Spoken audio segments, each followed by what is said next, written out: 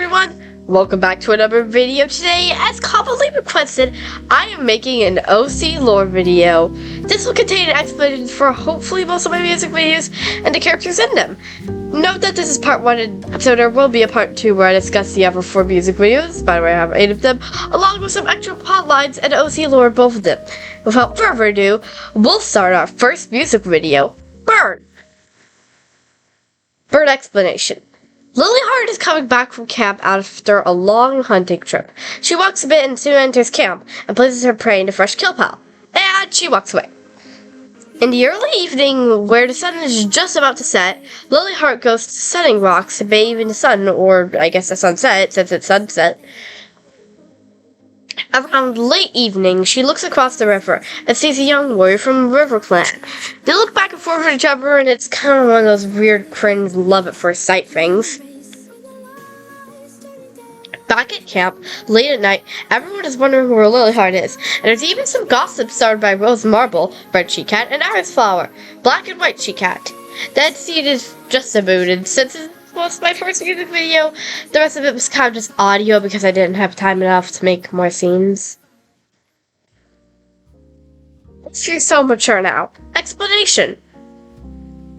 Okay, so this is my first and only short music video. I kept finding these warrior cat things with this audio, so I want to make one of my own, hence this video, or I guess you could call it short. The story begins with Mint, a former kitty pet who has joined Shadow Clan, dreaming about her old kitty pet life, and how she had left in the first place. She wakes up, and then remembers something she had learned that evening before. So, in the middle of the night, she gets up and goes to her mate, who made her even go to the clans, Hawkstar, formerly Hawkwing, and has a little chat with him. She wakes him up and says the entire part of this video, "If you're so mature now, then I think it's..." Okay, I'm not going to torture you guys with my horrible sick singing, because I'm sick while recording this. Okay, anyways. Hawkstar, thinking she only learned of his cruelty and evil nature, replies with, "Of course I would hide from you. You're just a kitty pet." And then it's just a bit of more text later. Mint reveals that she knows that he has another secret mate, and she storms off the next morning, taking 2 of her kids with her. But Hawkstar manages to keep the third one and steal it, so it stays in Shadow Clan. First bar. Okay, so this is the first bar. This is the first video I made that was better edited. Since I got Pro CapCut, therefore it was better. I remember being super proud of this one. Blah blah blah. Let's dive into the events. The video starts with the newly named White Storm catching a rabbit, and she brings it back to camp before walking away, similar to my first music video, Bird, actually. The time skips back to when Winter Storm and Frostpaw were young apprentices and were talking in their nests. Then, it goes back. And Frostpaw, her sister, is taken to medicine dead.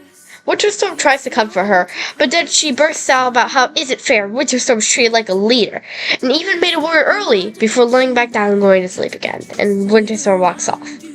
Late at night the same day, Winterstorm is trying to fall asleep in her nest, but she fails to sleep, and she gets up and walks towards the moon for a late night stroll, sitting down by Outlook Rock. Meanwhile, Frostpaw can't sleep either, and she's at the gorge, watching the water run by. In time skips to the next day, and Halfstar, the current leader of Wind Clan, is calling a clan meeting. He announces Frostpaw to be a warrior, late, and names her Frost Cave. Her sister cheers her on, but she's still sad since her sister was made a warrior early, and she was made one late, aka, I think, like, Winterstorm was made one at, like, 11 moon, and then blah blah blah, Frost Cave at 13, etc. The video transitions to Halfstar walking to the medicine den, and this time, both Frost Cave and Winterstorm are in the med den. Injured from Flameheart, who is in some of the other videos, we're not going to spoil anything yet. Winterstorm instantly gets up, happy, and Halfstar greets her, saying that he came to check on her. He then leaves after, and Frost Cave, who was asleep, turns her head up and silently cries, sad that she was left out, as in, Halfstar didn't say hello to her, but he said hello to her sister, Winterstorm. Okay.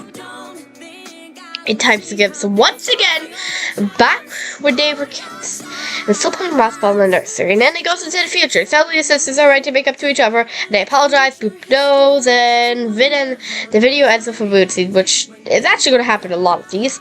And now this is the longest one. Take on me. The story starts with Brooke Jade, who actually, if you know it, that's NJ's OC.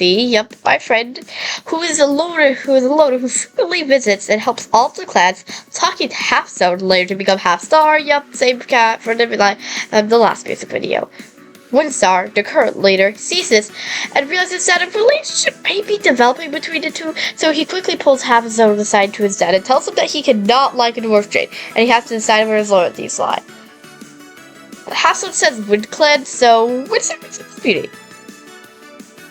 It time skips to Windstar calling a clan meeting, Half-Star watching from afar.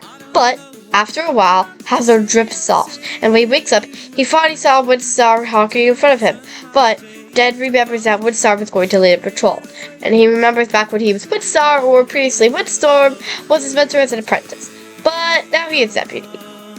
A moon later, Flameheart, an exiled cat who was exiled for kidnapping, killing, being a traitor, and overall being evil. He challenges Windstar to a fight, and sends to bring any cat along with him to also fight against Flameheart. Cute. Time skipping to the fight, Windstar brings Half-Star with him, the two ready to fight. They fight at Mothermouth near the Moonstone. Windstar charges at Flameheart and pounces on him. It skips to Windstar crouch as Flameheart charges at Windstar, but he jumps over Flameheart before he can do any serious damage. Later, the two charge at each other, and Windstar swerves, letting Flameheart get a claw on Windstar's flank.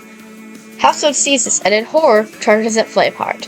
Once again, time skipping, Flameheart charges at Windstar, dealing another serious flank hit, on the same side as the other wound. Windstar goes towards the sidelines up the fight. Half-Zone stands at the end, and Flameheart charges at him. He attacks the side of Half-Zone and runs into a cave wall, so Half-Zone charges after him. Flameheart is now near Windstar, and as Windstar sits on the sidelines on his last life, Flameheart pounces on the smaller Tom and throws Windstar off. He takes Windstar's place and boasts about his victory, completely forgetting about Half-Zone, who, in return for killing Windstar, pushes Flameheart off. Flameheart seemingly dies, and Half-Zone returns to camp to grieve for Windstar. Half-Zone grieves over Windstar, his former mentor, leader, and father and friend, and point is they had a close relationship. Long after Windstar's body is gone, Half-Zone curls up near its old location, asleep. He wakes up and calls a clan meeting to announce the news of the beloved leader's death. After that, Half-Zone goes back to sleep, and has a flashback on when he was an apprentice, and when Windstar was telling him to go to training. The flashback ends quickly. Okay, so I just been making the script, but Half-Zone was literally at the Moonstone. He could have got his life there. Whatever. So, Half-Zone goes to the Moonstone, where the Moon's a protector, North Jade. Remember her from the Star video? Yeah, she's still here. North Jade is sitting here. North Jade leaves to give him privacy, and Half-Zone gets his life, becoming Half-Star, and the video ends with the moon rising. Okay. That was a lot. Take On Me took up half the script, in 1.5 pages, I think. Alright, since I need to get this recorded around 30 minutes as of making this script, that's it for today's video. Part 2 will be coming out soon, don't worry. Anyways, goodbye!